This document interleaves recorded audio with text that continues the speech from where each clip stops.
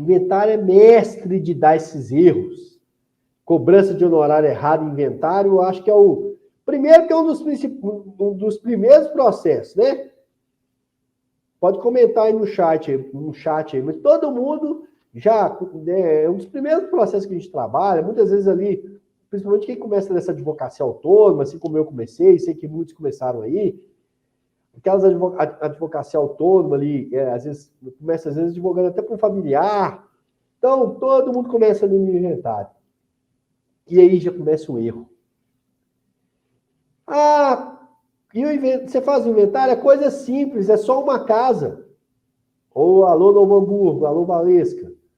É coisa simples, pessoal. É uma casa só, inventário, um bem só. São 2 herdeiros e eles estão concordando com tudo. 2 herdeiros, não é litigioso, uma casa, facinho. Não é? Já começa por aí o erro. Você faz inventário, é só dessa casa, meus amigos? O inventário, né, que é uma das formas de solucionar, né, de tratar ali do direito sucessório, leva em conta a vida do decujus, do falecido. Do falecido. Então não é o inventário da casa, é o inventário do falecido. E qual que é a diferença nisso? A diferença, meus amigos, é que e se o falecido já tiver tido, por exemplo, uma empresa? E se o falecido não tiver dado baixa nessa empresa? E se o falecido tiver débitos tributários? E se o falecido tiver uma relação, tiver tido uma relação paralela no casamento que ter gerado um outro filho? E se o falecido não tiver seu registro devidamente realizado, não tiver lá os documentos pessoais resolvidos, realizados, certinhos, com o nome correto? Porque tem disso também. Às vezes você entra para fazer um inventário, você acaba fazendo uma retificação de registro civil. A carteira de identidade do sujeito tem um nome, a certidão de casamento tem outro nome, a certidão de nascimento tem outro nome, a carteirinha do clube tem outro nome, a empresa dele lá, onde a carteira de trabalho dele tem outro nome. Então, vejam. Isso eu tô simplificando, né, gente? E aí o sujeito vai e fala assim, o advogado chega e fala assim, não, pode deixar, eu resolvo para você, resolvo tudo, resolvo o inventário dessa casa aqui, entrego para você tudo resolvido, com o documento registrado e tudo, você me paga tanto, mais as despesas, tá? Beleza. Aí, meu amigo, surge uma questão dessa, você vai falar com o cliente, ele vai falar, não, você falou que ia me entregar tudo resolvido. Não, mas eu fiz o contrato com você aqui só de inventário, isso aqui vai ter que entrar um outro procedimento. Gente, inventário é o campeão de preço errado, é um campeão de discórdia do cliente com o advogado, é um campeão, às vezes, de desestímulo. Porque o advogado, não tô falando que o advogado está certo, não. O advogado começa ali e tal, e depois, quando ele está pagando para trabalhar.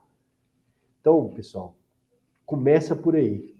Vejam se, e aí volto a dizer, não é uma crítica à tabela em si, a tabela é uma referente, é uma referência. Mas veja, o trabalho de advogado contribuirá, compreenderá todas as questões de fato e de direito versadas no processo ou escritura pública correspondente, exceto os de alta indagação, que dependem da ação própria. Então, alta indagação é ação própria.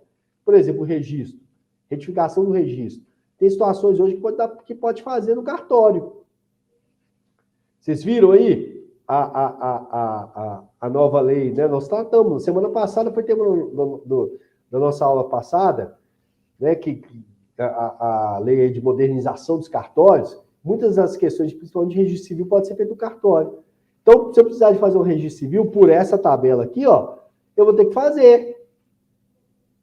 Não vou poder cobrar mais não, porque a alta indagação é só aquela que demanda a ação própria, que serão cobrados à parte, conforme previsto nessa tabela. Tabela honorários de 6 sobre o monte mor, observando o mínimo de 4 mil. Amigos, isso, né, essa é a letra A. Eu posso ler as outras aqui para vocês, ó.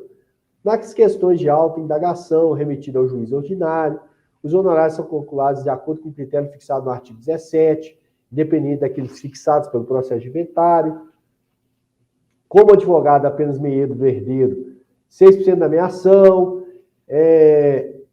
ou do legado ao tempo da partilha. Aí vem outras questões. Tempo, prestação de contas, inventário litigioso ou não, certidões, baixa, eventualmente pessoas jurídicas. E aí, meus amigos, eu não vou gastar o tempo de vocês aqui, lendo aqui questão da habilitação, se habilitado ou não, valor de crédito da habilitação,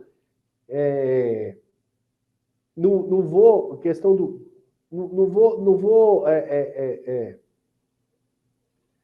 cansá-los com a leitura dos outros as outras letras aqui, não, mas o fato é, essas variáveis, tempo, necessidade ou não de prestação de contas. Eu dei um exemplo ali, ó, de uma questão que pode surgir, que se levando em conta a interpretação literal da tabela, você não ia nem poder cobrar mais.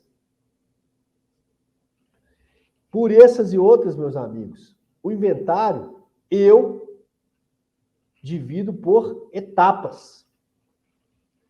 Divido por etapas. Vai chegar uma hora que você pode dar um preço, sim, ó, com base no valor final lá recebido, a proporção, mas eu divido por etapas. Por quê? Muitas das vezes, principalmente quando você vai começar o inventário, você tem que ter o máximo de clareza onde é que você vai entrar. Eu, antes de entrar com o processo de inventário, eu já levanto as certidões negativas. Antes de entrar com o processo de inventário, eu já levanto as certidões negativas. Eu já cobro do cliente o valor da consulta e para levantar essas certidões negativas. Eu não pego certidão negativa depois que eu ingresso com o inventário ou depois que eu fechei contrato com o cliente, não. Por quê? Aí, meu amigo, dependendo do que aparecer, você já está amarrado, vinculado. Outra coisa também, aí nós vamos falar mais sobre essas cobranças aí por etapas. Tem bem imóvel? Quantos bens imóveis que é? Porque eu acho que é importante levar a partilha para ser devidamente registrada.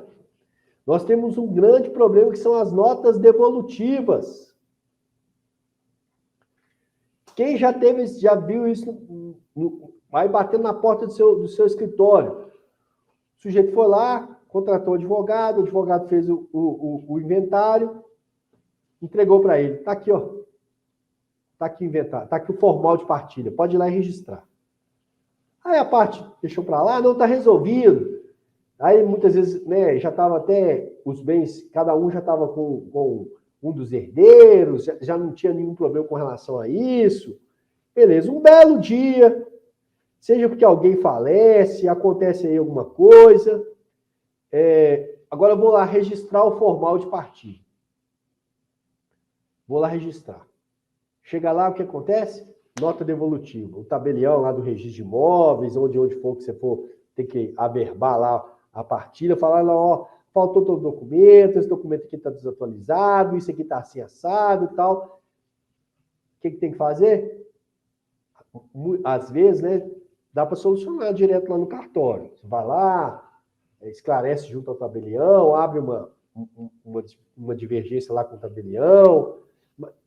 Mas às vezes, dependendo da situação, você vai ter que brigar com o cartório para registrar lá o formal, mas via de regra, o que você vai ter que fazer? Retomar lá o inventário. Às vezes você está lá no seu escritório tranquilo e tal, aquele cliente que já resolveu há 3, 4 anos atrás, de repente toca o telefone, ô doutor, é porque eu fui registrar o formal e estava isso que deu problema, e aí o cartório agora está pedindo isso e aquilo, tem que renovar as certidões já venceram, o cartório quer enfim. Olha aí, ao retrabalho. Então, pessoal, uma coisa que é importante, que eu tenho tentado fazer isso. Olha, eu vou fazer o contrato aqui com você, Nós vamos registrar o formal de partilha. Porque é uma garantia da qualidade do seu serviço e é uma garantia que também você não vai ter um retrabalho depois, pelo menos está no seu controle. Então, você controlar, você combinar com a pessoa, olha, vai sair o formal e eu vou encaminhar esse formal a registro, mas fica você, eventualmente, fica você informado aqui, né, dos documentos, você já vai estar orientando tudo, vai estar com tudo lá no formal. Agora, caso você não queira que eu encaminhe para registrar, eu vou te entregar, mas aí eu não tenho mais qualquer responsabilidade com nota devolutiva, esse tipo de coisa. Você pode fazer isso? Pode pactuar isso? Pode. Você vai pactuar até a expedição de formal de partilha. Se o juiz, o seu trabalho judicial é o juiz expedir um formal de partilha. Agora, eu gosto, eu mesmo, encaminhar para devido registro. É claro, tem às vezes os imóveis são em outras comarcas, mas hoje em dia, meus amigos, os cartórios estão cada vez melhores. Você conversa tudo isso por e-mail, por telefone, etc. Porque ali é uma prova que você realmente está entregando o serviço, que você vai resolver aquela situação. É claro que você vai cobrar por isso. Mas eu acho que, às vezes, simplesmente entregar o formal de partilha para o cliente, você fica sujeito a uma série de questões de retrabalho. A gente sabe que, às vezes, os tabeliães, eles têm, às vezes, os critérios próprios. Às vezes, você faz de um jeito certinho, que deu certo, registrou tudo em determinado cartório, só que no outro já vai colocou empecilho em determinado documento, não aceitou determinada situação. E aí vira um outro problema.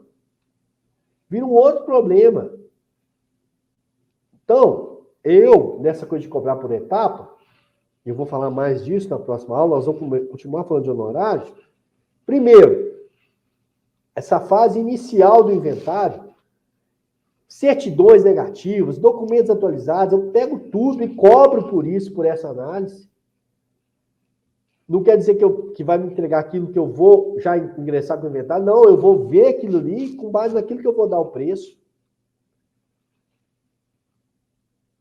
Levanto a questão da tributação, que é importante também, um dos grandes problemas do inventário. Não ter recurso para pagar o ITCD. Hoje, aqui em Minas Gerais, a fazenda parcela. Mas não tem o recurso de pagar o ITCD. Isso também inviabiliza o trabalho. Gente, ninguém quer começar o negócio e ficar pela metade. Então, o cliente se responsabilizar por isso, sob pena de você não trabalhar mais no processo.